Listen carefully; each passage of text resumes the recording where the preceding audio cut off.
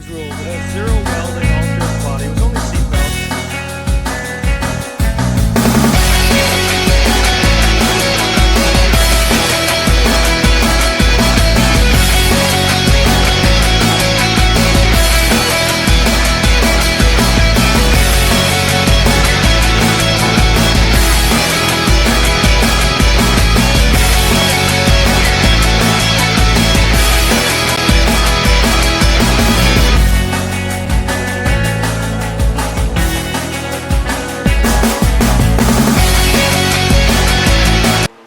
Today on Zach's Workshop, we're going to start honing out this motor. But before we start doing that, we have to show what we bought at Princess Auto. We bought a honing tool because I don't actually have one of these. This piece here I believe was $29. I think that's a fairly easy price to pay for something like this. I bought a piston ring compressor because again, I don't really do this very often, so I didn't have one of these. I think this was $19. Bought a new tire filler gauge for my tires because I'm always losing these and I drive over them a lot. I bought some bendy extensions. Now, the impacts do not like these, or these do not like the impact, but the problem was they were $2.99 and I impulse bought them. So, I got them. And then we have some fuel line and wiring tie downs and some quick connects, but anyway, the tool that we're most interested in today is this honing tool. So what we're going to do is we're going to unpackage this and start honing out the cylinders.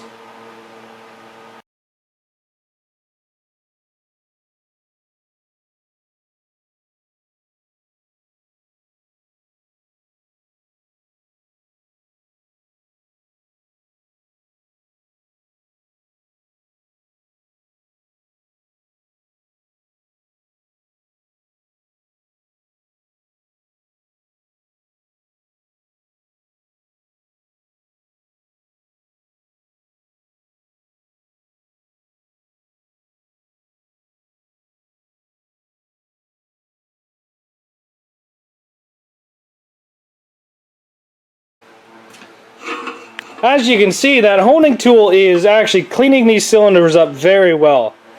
As you can see from these two that we've done, we've got halfway through this one. We have not done this one or this one yet. Now, this honing tool just kind of exploded on us, and it wasn't even my fault. The tool actually broke, and then it threw the arms out.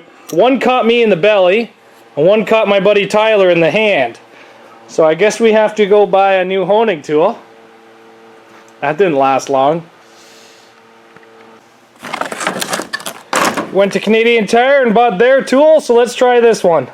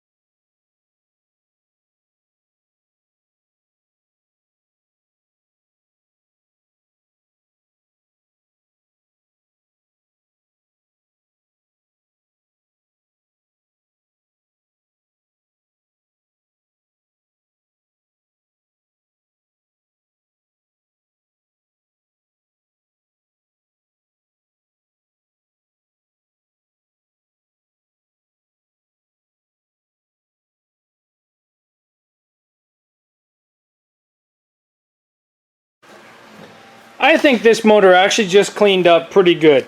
We've got the head surface all cleaned up. We've got in all the cylinders all cleaned up, both sides. And because of how well this motor actually kind of cleaned up, like, yeah, there's still a little bit of burring in there, but not too much. Like the very top of the piston, there's a ridge. Sorry, the very top of the cylinder, there's a ridge. But it's where the piston stops. There's not too much you can do for that. I'm going to estimate this motor's got about 150,000, 180,000 kilometers on it, which is really not that much for a small block. I went to town. I bought a new honing tool. I bought all new lifters, I bought a new cam, and I bought a full gasket kit. Now I did kind of overspend a little bit. I did get a street / performance cam. It's in the power from about 600 to 4,300 RPM, which is what I want. I got hydraulic lifters that are a little bit better than stock, and I got a full gasket kit with upgraded head gaskets. It's going to run me about $370 Canadian after taxes, which is nothing. So that will be here in about 2 days. But what we can do until then, down in here is where the oil returns, right down there, and right down there is where the oil returns to the oil pan. Now, let's see if I can spin this. As you can see, it's just a casting where they punch out. What we're going to do is we're going to take this Dremel bit and we're going to open those up so that the oil is easier to return to oil pan. So that will increase the flow of oil, which will help keep your motor cooler. So let's do that right now.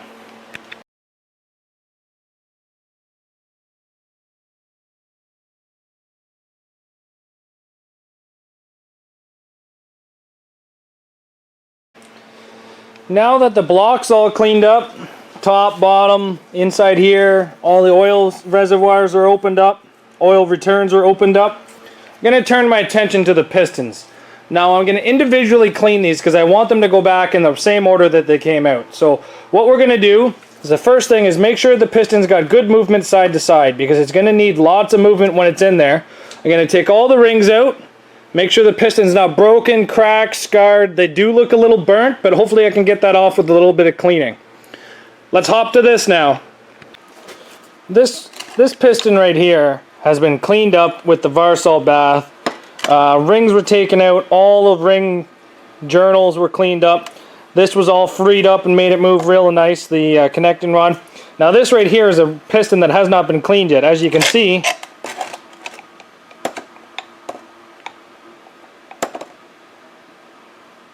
see the differences? This one still has to be cleaned up real nice and pretty. But what I'm trying to say here is anybody can go buy parts off the shelf and throw at one of these motors. And you know what? I'm doing that a bit. I'm putting a new cam into it, but the cam that was in it was worn and all the lifters were worn. These pistons are still good pistons. They have no cracks, no big smacks on them, no nothing. All the rings are good. And yes, you know what? It would be really cool to put some really nice pistons inside here, but I don't need to. These ones work. They do the job. Let's continue cleaning the next 8, and then we'll get ready to install, I guess. If you guys are wondering why we have to take these apart, it's because you see this right here? The rust has gotten into these oil rings so bad that they're actually not coming out. Like these should pop open and look like this. See how these rings are wide open on there? These ones are so rusted that they're not coming open. So what we got to do is we got to take all these rings out, clean all the rust out of that groove inside the piston, the oil ring groove, and then put the oil rings back in and then reinstall the piston into the motor. So this is why we're cleaning all of this. Now, this motor here, if we had to spend some time, we probably could have got it running without tearing it apart, but realistically, that's not good. That will drastically cut down the life of your motor. So taking it apart has quite a bit of advantages, and you guys should just know that. Yes, you can get an old motor to run, but how long do you want it to run for?